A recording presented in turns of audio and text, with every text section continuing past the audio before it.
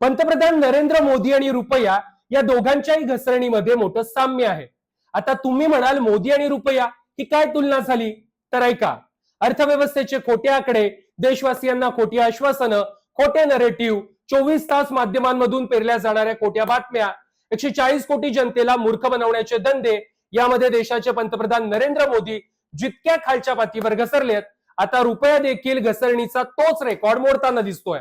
म्हणजे जणू मोदींच्या घसरगुंडी सोबत रुपयाने देखील स्पर्धाच लावली आहे. आता रुपयाची घसरणी पंतप्रधान मोदींसाठी गंभीर बाब नसली तरी देशाच्या अर्थव्यवस्थेसाठी आणि तुमच्या आमच्या खिशासाठी मात्र चिंतेची बाब आहे.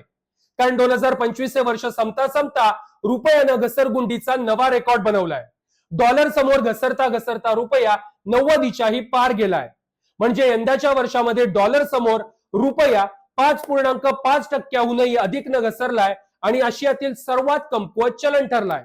आता याच डुबणाऱ्या रुपयामुळे आपल्या देशाच्या इम्पोर्टवर मोठा परिणाम होणार आहे, ज्यामुळे पेट्रोलियम पासून इलेक्ट्रॉनिक वस्तूंपर्यंत आणि रॉ मटेरियल पासून ते लक्झुरियस प्रोडक्ट पर्यंत सगळ्यांचे दर कसे वाढणार आहेत, ज्याची अर्थव्यवस्था, महागाई आणि आपल्या रोजमर्राच्या आयुष्यावरती कसे परिणाम होणार आहेत, त्याचबरोबर रुपयाच्या घसरणीची मुख्य कारणं काय आहेत, हेच या व्हिडिओच्या माध्यमातून आपण सविस्तरपणे समजून घेणार आहोत. मात्र त्याआधी रुपयाच्या घसरणीमुळे मोदी सरकारच्या 4 खोट्या नरेटिव्हचा देशासमोर पर्दाफाश झालाय. आता हे खोटे नरेटिव्ह कोणते आहेत तेही पहा. यातील पहिला नरेटिव्ह म्हणजे भारताची अर्थव्यवस्था वेगानं वाढतेय. दुसरा नरेटिव्ह म्हणजे देशाचा सध्याचा जीडीपी दर 8.2% आहे. तिसरा नरेटिव्ह म्हणजे घसरणारा रुपया देशाच्या एक्सपोर्टसाठी फायद्याचा ठरतोय.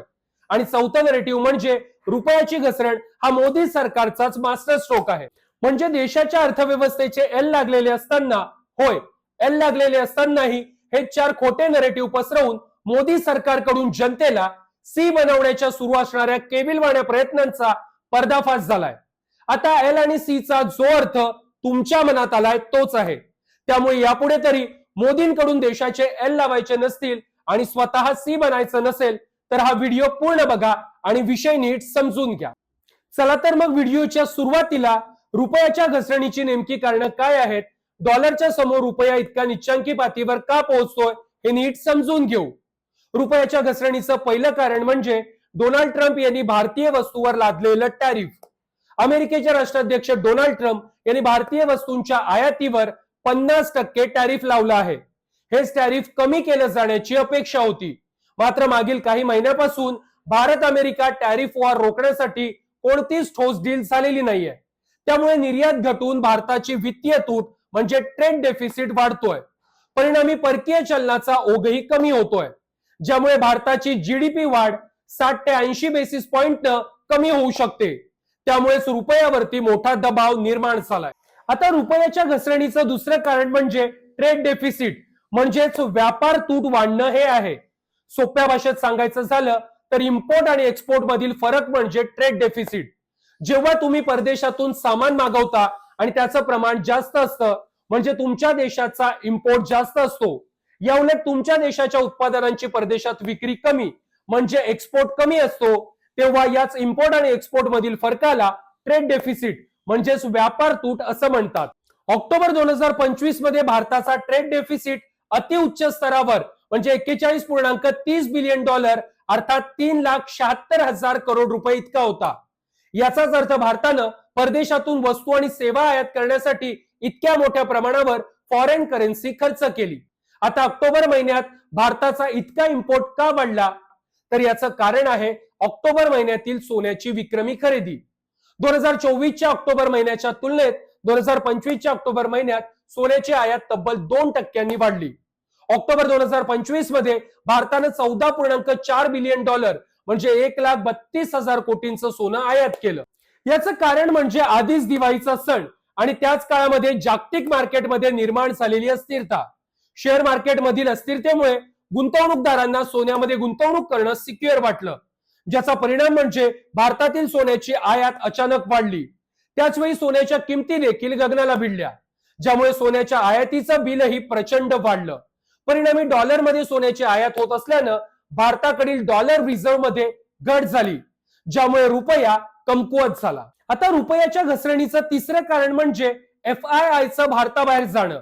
FII म्हणजे फॉरेन इन्स्टिट्यूशनल इन्व्हेस्टर्स, अर्थात विदेशी गुंतवणूकदार जे भारतीय मार्केटमध्ये इन्व्हेस्ट करतात.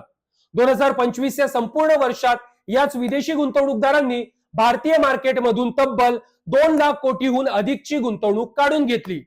आता विदेशी गुंतवणूकदार भारतीय मार्केटमधून पैसा का काढतायत, तर याचं सर्वात महत्वाचं कारण म्हणजे अमेरिकेनं लादलेल्या टॅरिफमुळे भारतीय मार्केटमध्ये अजूनही अस्थिरता कायम आहे. त्यातच भारतीय स्टॉकचं ओव्हर व्हॅल्युएशन यामुळे विदेशी गुंतवणूकदार बाहेर पडतात. तर दुसरीकडे आपलं शेजारी राष्ट्र चीन बिझनेसला मोठ्या प्रमाणावरती प्रोत्साहन देत आहे. त्यामुळे चीनी मार्केटमध्ये गुंतवणूक केल्यास जास्त रिटर्न मिळण्याचे अंदाज आहेत. त्याचवेळी अमेरिकेतील गुंतवणुकीवरही रिटर्न चांगले मिळत आहेत. त्यामुळे मोठ्या परताव्याचं गणित आखून विदेशी गुंतवणूकदार भारतीय मार्केटमधून गुंतवणूक काढून घेत आहेत, ज्यामुळे रुपयाची किंमत कमी होते आणि रुपया घसरतोय. रुपयाच्या घसरणीचं चौथं कारण म्हणजे US डॉलरची मजबूती. जशी भारताची सेंट्रल बँक म्हणजे रिझर्व्ह बँक ऑफ इंडिया आहे, तशीच अमेरिकेची सेंट्रल बँक आहे फेडरल रिझर्व्ह. याच फेडरल रिझर्व्ह बँकेनं अमेरिकेतील गुंतवणुकीवर व्याजदर हाय ठेवले. त्यामुळे अमेरिकेतील गुंतवणुकीवर चांगले रिटर्न मिळत असल्यानं ग्लोबल इन्व्हेस्टर्स डॉलरमध्ये इन्व्हेस्ट करतायत, ज्यामुळे डॉलरची व्हॅल्यू वाढते आणि इतर करन्सी वीक होत आहेत. रुपया घसरण्याचं पाचवं कारण म्हणजे क्रूड ऑइल आणि सोन्याच्या कंपन्यांकडून केली जाणारी हेजिंग. सध्या तेल आणि सोन्याच्या कंपन्या हेजिंगसाठी डॉलर खरेदी करतायत. म्हणजे रुपयातील आपलं नुकसान कमी करण्यासाठी या कंपन्या डॉलरची हेजिंग करतायत. म्हणजे मोठ्या प्रमाणावरती डॉलरची खरेदी आणि साठा करतायत. त्यामुळे रुपयावरती दबाव कायम आहे आणि रुपयाची घसरण होतीये. रुपयाच्या घसरण्याचं सहावं कारण म्हणजे NRIs कडून भारतामध्ये कमी पैसा जमा करणं. NRIs म्हणजे नॉन रेसिडेंट इंडियन्स, जे परदेशात राहतात. हेच NRIs आपली सेव्हिंग भारतातही सेव्ह करतात. पण याच NRI डिपॉझिटमध्ये घट झाली आहे. एप्रिल ते जुलै 2024 मध्ये NRIs न $5.8 बिलियन म्हणजे 52,000 कोटी रुपये भारतामध्ये NRI अकाउंट मध्ये डिपॉझिट केले होते. मात्र यंदाच्या एप्रिल ते जुलै 2025 मध्ये NRIs डिपॉझिट $4.7 बिलियन म्हणजे 42,000 कोटी रुपयांच्या जवळपास आहे.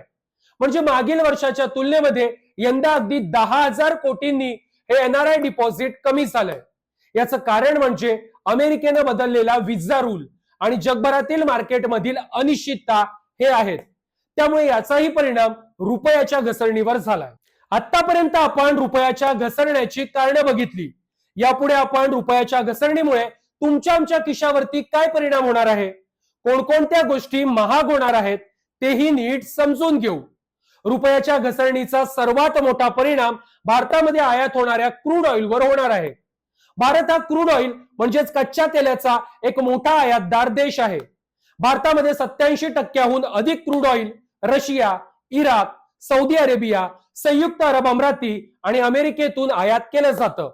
आता हा संपूर्ण व्यवहार डॉलरमध्ये होतो. त्यामुळे रुपयाची घसरण आणि डॉलर मजबूत असल्यानं क्रूड ऑइलची आयात महागणार, ज्याचा थेट परिणाम पेट्रोल आणि डिझेलच्या किमतीवर होणार. म्हणजे सर्वात आधी पेट्रोल आणि डिझेल महागणार. रुपयाच्या घसरणीचा दुसरा परिणाम म्हणजे महागाई वाढणार. पेट्रोल आणि डिझेलच्या किमती वाढल्यास वाहतूक खर्च वाढणार. म्हणजे प्रत्येक वस्तू आणि मालाची ट्रान्सपोर्टेशन कॉस्टही वाढणार.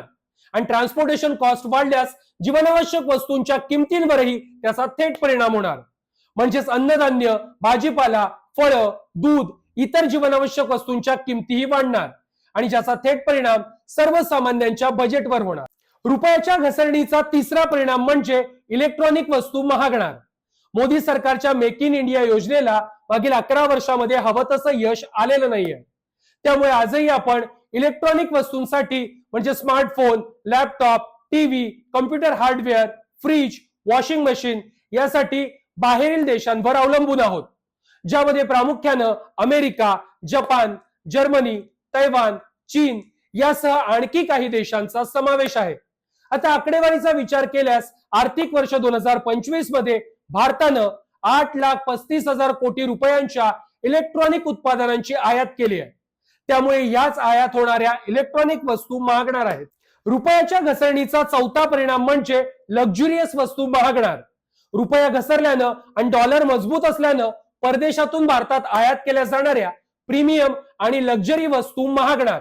यामध्ये लक्झरी कार, लक्झरी बाईक, सोनं, चांदी, लक्झरी डायमंड ज्वेलरी, ब्रँडेड कपडे, चॉकलेट, लेदरच्या प्रीमियम वस्तूंचाही समावेश आहे. रुपयाच्या घसरणीचा पाचवा परिणाम म्हणजे वैद्यकीय उपकरणं आणि औषधं महागणार. भारत 70 ते 80% वैद्यकीय उपकरणं आयात करतो. भारतात वापरल्या जाणाऱ्या वैद्यकीय उपकरणांचा सर्वात मोठा पुरवठादार अमेरिका आहे. त्याचबरोबर जर्मनी, नेदरलँड आणि जपानमधूनही भारत वैद्यकीय उपकरणांची आयात करतो. आता तर चीनमधूनही मोठ्या प्रमाणावर स्वस्त वैद्यकीय उपकरणं आयात केली जातात. त्याचवेळी भारत औषधासाठी लागणाऱ्या कच्च्या मालासाठी 60 ते 65% चीनवरती अवलंबून आहे. त्यामुळे रुपयाच्या घसरणीनं वैद्यकीय उपकरणं आणि औषधं देखील महागणार आहेत. रुपयाच्या घसरणीचा सहावा परिणाम म्हणजे कर्जाचा हप्ता वाढू शकतो. रुपयाच्या घसरणीमुळे महागाई वाढली तर रिझर्व्ह बँक ऑफ इंडिया म्हणजे आरबीआय व्याजदर वाढवेल. महागाई नियंत्रित करण्यासाठी रिझर्व्ह बँकेनं व्याजदर वाढवले तर गृहकर्ज, वाहन कर्ज आणि अन्य कर्जांवरील हप्ते वाढतील. मागील काही काळामध्ये आरबीआयनं अर्थव्यवस्थेला चालना देण्यासाठी व्याजदर कमी केले होते. आताही अगदी काही दिवसांपूर्वीच आरबीआयनं रेपो रेट कमी केलेत. मात्र आगामी काळामध्ये जर महागाई वाढली तर आरबीआय कदाचित पुन्हा रेपो रेट वाढवू शकतं आणि त्यामुळे कर्जाचे हप्तेही वाढू शकतात. रुपयाच्या घसरणीचा सातवा परिणाम म्हणजे विदेशात शिक्षण घेणं महाग होणार. रुपयाच्या तुलनेमध्ये डॉलर महागल्यामुळे परदेशात शिक्षण घेणाऱ्यांचा खर्च वाढणार. डॉलरच्या मजबूतीमुळे सर्वाधिक परिणाम परदेशात शिक्षण घेणाऱ्या विद्यार्थ्यांच्या कुटुंबावर होणार. जे पालक आपली मुलं उच्च शिक्षणासाठी परदेशात पाठवतात त्यांना आता जास्त पैसे खर्च करावे लागणार. तसेच अनेक पालक आपल्या मुलांना अमेरिका, युके, कॅनडा, ऑस्ट्रेलिया किंवा सिंगापूर सारख्या देशात शिक्षणासाठी पाठवण्यासाठी मोठी शैक्षणिक कर्ज घेतात. त्यांच्यावरील भारही वाढणार आहे. रुपयाच्या घसरणीचा आठवा परिणाम म्हणजे परदेश प्रवास महागणार. भारतीयांना परदेश प्रवासाची खूप आवड आहे. 2024 चा आकडा पाहिल्यास 3,89,00,000 भारतीयांनी परदेश प्रवास केलाय. परदेश प्रवासासाठी भारतीय लोक सर्वाधिक America, Canada, Britain, Thailand, Singapore, Dubai, Saudi Arabia, Qatar, मालदीवला पसंती देतात. त्यामुळे सोप्या भाषेत सांगायचं झाल्यास भारतीय लोक ज्या कोणत्याही सुविधा वापरण्यासाठी रुपयाला डॉलरमध्ये बदलतील त्या सर्व गोष्टी महाग होतील. म्हणजेच परदेश प्रवासाचा खर्च वाढेल. परदेश यात्रेतील विमान तिकिटापासून हॉटेल बुकिंग पर्यंतच्या सर्व गोष्टी महाग होतील. तसेच परदेशामध्ये जाताना घेण्यात येणाऱ्या वैद्यकीय विमाचा खर्चही वाढेल. आतापर्यंत रुपयाच्या घसरणीमुळे कोणत्या गोष्टींवरती परिणाम होईल, कोणत्या गोष्टी महागतील हे आपण पाहिलं. आता रुपया घसरल्यामुळे नेमका फायदा कुणाला होईल तेही पाहूयात. घसरलेल्या रुपयाचा सर्वात मोठा फायदा एनआरआयज म्हणजेच अनिवासी भारतीयांना होईल.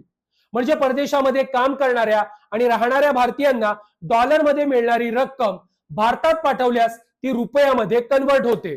म्हणजे समजा जर एखाद्या भारतीयाची अमेरिकेतील सॅलरी $1,00,000 असेल तर आधीच्या 85 ते 86 रुपये प्रति डॉलर प्रमाणे ती 85 ते 86 लाख रुपये होते. मात्र आता हेच भारतीय रुपयातील कन्व्हर्जन 90 रुपये प्रति डॉलरच्या तुलनेत 90 लाख रुपये होतं. त्यामुळे रुपयाच्या घसरणीचा सर्वात मोठा फायदा हा एनआरआयजना होणार आहे. आता एकूणच रुपया आशियातील सर्वात वर्स्ट करन्सी बनलेला असताना मोदी सरकार आणि अंधभक्त मात्र रुपयाच्या घसरणीला मोदींचा मास्टर स्ट्रोक ठरवण्यामध्ये व्यस्त आहेत. म्हणजे रुपयाची घसरण ही डोनाल्ड ट्रम्प यांच्या टॅरिफ वॉरला काउंटर करण्यासाठी मोदींची स्ट्रॅटर्जी आहे. रुपया घसरल्यानं भारताच्या एक्सपोर्टला मोठा फायदा होणार आहे. अशा एक ना अनेक सी थिअरी मांडल्या जात आहेत. अगदी गोदी मीडिया पासून ते व्हॉट्सअप युनिव्हर्सिटी पर्यंत याचा प्रचार सुरू आहे. पण हेच नरेंद्र मोदी 2014 आधी मनमोहन सिंग पंतप्रधान असताना रुपयाच्या घसरणीवरून आकांत तांडव करत होते. रुपये की कीमत जिस तेजी से गिर रही है और कभी कभी तो लगता है कि दिल्ली सरकार और रुपये के बीच में कंपटीशन चल रहा है. किसकी आबरू तेजी से गिरती चली जा रही है, कौन आगे जाए. ये ऐसे नहीं होता मित्रों.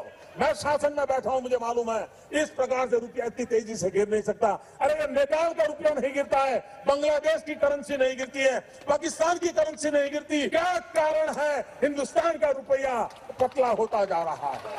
ऐकलीत मोदींची जुनी वक्तव्य. म्हणजे मनमोहन सिंग सरकारच्या काळामध्ये रुपया 59 ते 63 दरम्यान घसरला होता तेव्हा मोदींनुसार ती रुपयाची अवहेलना होती. आणि आता त्यांच्याच काळामध्ये रुपया 90च्या पार गेला तर तो मात्र मास्टर स्ट्रोक. आता मोदीजी कुणाला सी बनवताय? प्रधानमंत्री नरेंद्र मोदी बहुत व्यस्त है क्योंकि वो किसी गहरे से गड्ढे में अपनी गिरी हुई प्रतिष्ठा को ढूंढ रहे हैं।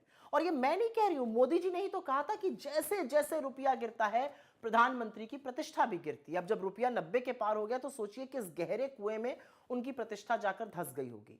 2014 में जब मोदी जी प्रधानमंत्री बने तो उनको रुपया डॉलर के मुकाबले 58 रुपीज 86 पैसा पर मिला था, जिसको उन्होंने 90 पार करा दिया। और अब लगता है कि शतक मनवाकर ही उनका दिल भरेगा। याच मोदी सरकारमधील अर्थमंत्री असलेल्या निर्मला सीतारामन यांनी घसरलेल्या रुपयाबाबत जास्त चिंता करण्याची गरज नाही असं म्हटलं. अगदी रुपया ठीक आहे, डॉलरच जास्त मजबूत झालाय असं ज्ञानही निर्मला सीतारामन यांनी पाजळलं. मात्र याच खोटारड्या अर्थमंत्री निर्मला सीतारामन यांचा खोटारडेपणा तुम्हीच आकडेवारीसह पहा. म्हणजे रुपयाची सध्याची अवस्था पाहिल्यास सगळ्या करन्सीच्या तुलनेत रुपया वर्स्ट करन्सी बनलाय. मग डॉलर असो, युरो असो किंवा पाऊंड असो, सगळ्या करन्सी समोर रुपया दिवसेंदिवस कमजोर होतोय. आता अर्थमंत्री निर्मला सीतारामन यांचा खोटारडेपणा कमी होता की काय, त्यामुळे मोदींचे काही चाटुकारही या रेसमध्ये उतरले.